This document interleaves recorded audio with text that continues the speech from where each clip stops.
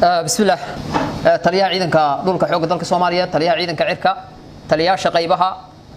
hogaamada taliska guud taliyaasha kuliyadaha iyo dugsiyada taliyaasha guutooyinka abaanduulayaashooda taliyaasha ururada ku xigeenadooda dhamaan saraakiisha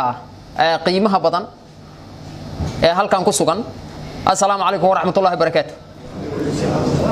سلام كدب وحمد إسكال الله سبحانه وتعالى وإنه صورة جلية مانتي إن هل كان يسوون ماذا سراكيش قيمها بطن عيدا كحوجة دلك سوماليات هل كان فلسة عيدا كحوجة دلك سوماليات وحكومة قبل كريو جروب يكو حجارة إني دبضة عيد لجلا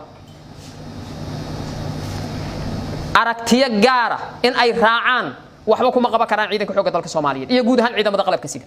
waxay wax ku qaban karaan isku duubni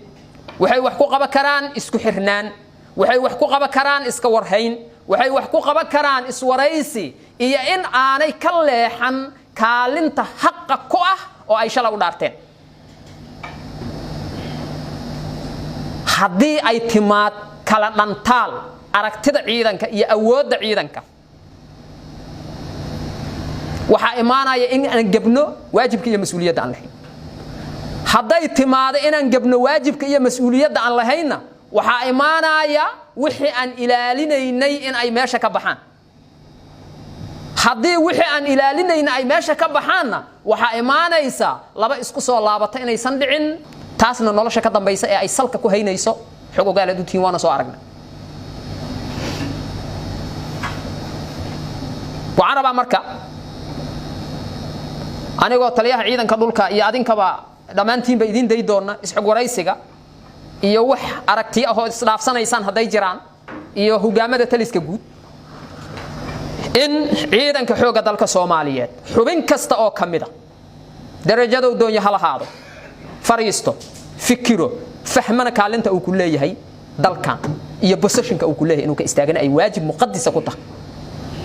isagoo fiirinaya dhaarta uu shalay u dhaartay dareeska uu u gashaday dhibaatadii oo soo maray saaxiibadii faraha badnaay ee kala duunaa ee anagoo aad u jecel aan u weynay qarankan dartiis oo u dhintay iyo kuwa kale u dhaawacmay guryaha jiifa oo lixdoodii lixaad ku waay waxaan rabaa marka anigoo aan rabin inaan waqti badan lumiyo dhammaan ciidanka xoogga dalka Soomaaliyeed deegaanka uu doono ha joogo meesha uu doono ha joogo in la galo heegan buuxa oo dhameystiran oo lagu sugnaanayo goobaha shaqada iyo xirooyinka ciidanku ay leeyihiin dhinac walba ay tahay diyaar laga ahaanayo sidoo kale in laga fogaado wax kasta ee keeni kara aragtida ciidanka inay kala qaybiyaan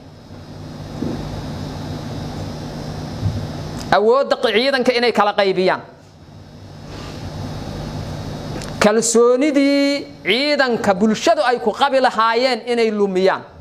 wax kasta oo keeni kara waxaan u baahanahay inaga fogaan inaan iska ilaalino meel iska dhigno taas ayaana inoo suurta gelinaysa wixii aan u dhaaranay in aan fulino hal xubin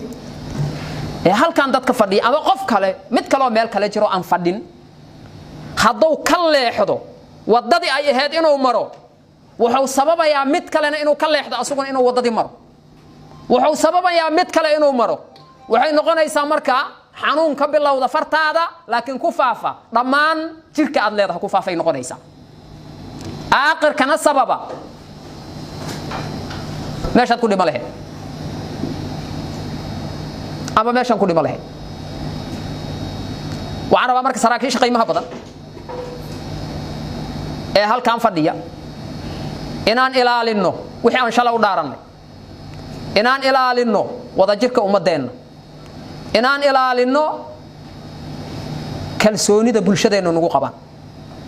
iyo qiimiga dariiska uu lahaa isku xirnaan inaan muujino taas ayaan wax ku qaban karnaa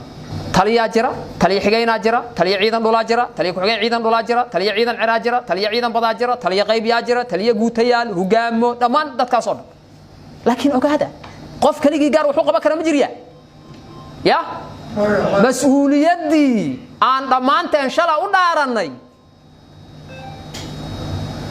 taliya iyo taliya xigeen iyo taliya nuuciidan iyo taliya qayb kaligoor gaar ma u fuli karaan